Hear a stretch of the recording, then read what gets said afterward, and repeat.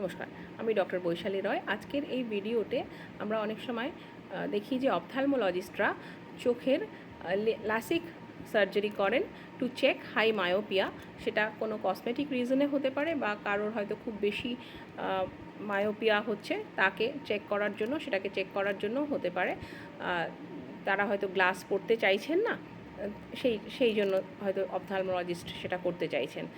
এবং কিন্তু যেহেতু আমরা জেনারেল প্র্যাকটিশনার সব ধরনের পেশেন্টই দেখি, কিছু কিছু পেশেন্ট এসে প্রথমে আমাদের জিজ্ঞেস করেন যে কী কী সমস্যা রয়েছে। আমরা জেনারেলি তাদের অপথ্যালমোলজিস্টের কাছেই যেতে বলি, কারণ ওনারাই এ সম্পর্কে বেস্ট জানেন, কিন্তু তবু কিছু ইনফরমেশান আমাদেরও রাখতে হয়, সেটাই শেয়ার করছি।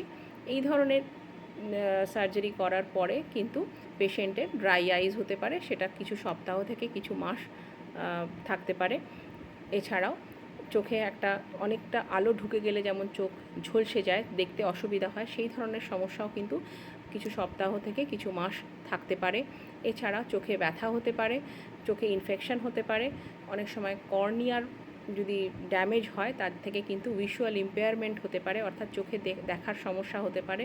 এছাড়াও অনেক সময় খুব রেয়ার পসিবিলিটি হিসাবে কিন্তু আমরা দেখি যে পেশেন্টের কিন্তু অন্ধত্ব পর্যন্ত হতে পারে এই অপারেশন থেকে।